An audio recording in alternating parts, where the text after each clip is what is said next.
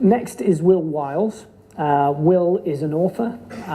He also is a regular contributor to the RIBA Journal and Design, and he's presently studying, and I hope I've got this right, a Master's of Research in Architecture, looking at London itself and the property industry. So Will is going to talk to us about the London terraced house and the architecture of profit. Hi.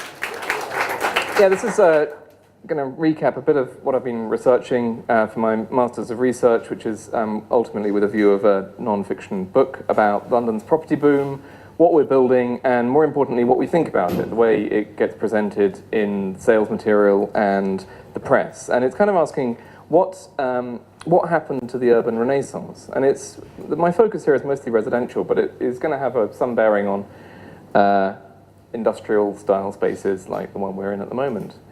So yeah. Okay, so this is housing construction. Like I say, I'm interested in what happened in the urban renaissance. You might remember the urban renaissance from the 1990s, this idea that the decline in city centres, as was then observed, could be reversed and people could be moved back into the centre. And now it seems like a fairly alien concept in London because we're booming and we're building housing in vast quantities in high densities in the centre. This is actually the building I live in. It was completed in 2013 and is typical of the new housing being built since about 2010 in the capital. The metal balconies, quite rectilinear. It's not the sort of like, standing seam roofed, sort of zinc anodized metal covered stuff that we had in the Blair years.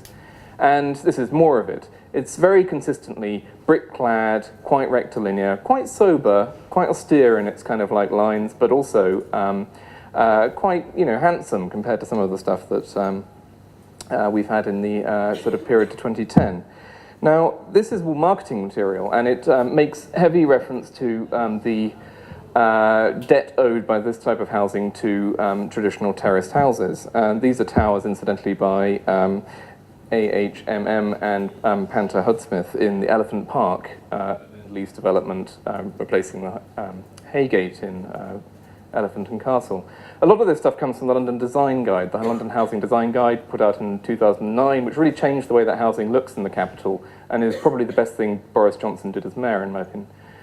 This led to what's called the new London Vernacular, which is described in this leaflet put out after the 2012 London Housing Design Awards, which you can see, it says that housing is moving away from this kind of pastiche of terraces towards a kind of modernist reinterpretation of the London brick terrace. And it also says that the reason for this is because it reduces sales risk. Now, when a new type of housing is made available, people have to be taught how to live in it, basically. This is one of the very first terraces, the Adelphi building by the Adam brothers on the banks of the Thames. And it's got what's called a palace facade. It looks like it's a single building, whereas in fact it's several houses.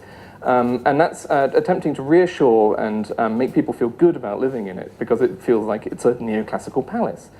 Now, in order to tell people how to live in high-density apartment buildings, which get associated with sort of local authority housing, not that there's anything wrong with that in my opinion, but it can deter buyers, you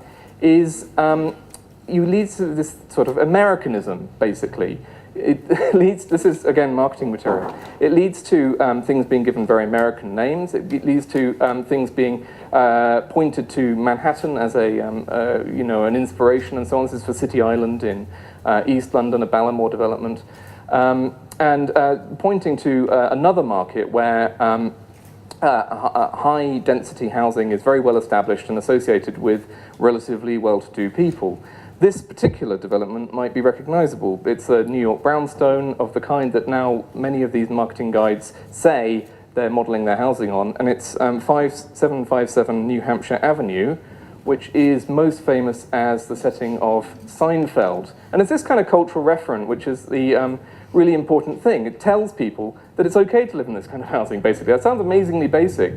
When people sort of think of Seinfeld or Annie Hall or Friends, they think this high-density city centre living is good. But there are other references going on. These brick things don't just mean brownstones, mansion blocks, and terraced houses. This up here says, London is a city of bricks, regal terraced houses, robust railway arches, elegant mansion blocks, and elaborate warehouses. It's not just residential buildings like mansion blocks and brownstones, it's also industrial buildings that are being referenced by this kind of rectilinear block. That was Keybridge and Vauxhall. This is Embassy Gardens in 9 Elms. And here it says, the design of Embassy Gardens is inspired by the 19th century commercial buildings of Manhattan's meatpacking district, together with the highly detailed facades of London's palatial mansion buildings. Okay, the mansion buildings we can understand. You know, that's you know, sort of like an example of classy, high-density housing. But what is going on with the meatpacking district? Why are we building houses to resemble this? Now, you see, the meatpacking district is entirely industrial. It's recently, in 1984, when Stephen Brooke wrote New York Days, New York Nights, it was described as empty during the day, and, nothing but workers during the day and empty at night. It was eerie, industrial, and so on. And this is another building which you might recognize, because it's right out that window, the Tea Building in Shoreditch, which was originally, funnily enough, used for packing bacon. Anyway, so why are we building houses to resemble this kind of building in particular? I've lost my place. Now, this is because of regeneration has largely made that industrial thing, language, the language of opportunity. We like terraces. One of the reasons why we like terraces is they're endlessly adaptable. This is a early project this is McGregor House, an early project by David Adjaye, which just goes to show how terraced houses can be endlessly extended, adapted, and so on to suit different patterns. And that is opportunity. When we see industrial buildings in London, a booming city where there's decreasing amounts of places to live and work, nowadays we kind of feel, aha, there's a bit of an opportunity. This is Hackney Wick in 2009, which has now completely been transformed. And it's, you know, what these developments, what the style of that kind of industrial leftover says is this is opportunity, there's money waiting to be made here. And so it leads to this kind of semi-ruined effect in places where people are, this is not only teaching people that this is a dependable investment, safe as terraced houses, it's also suggesting that it's going to rise in value by leaving essentially frames unfilled. Here, this open grid manner, this is City Island again, is in my opinion, a kind of reference to industrial ruin. It is the architecture of regeneration. It is architecture that takes the history of the past 20 years of reclaiming industrial buildings and makes it almost on a subconscious level part of new building. And yeah, so that's what happened to regeneration. It's become a way of showing that you might make money on your flat. Thank you very much.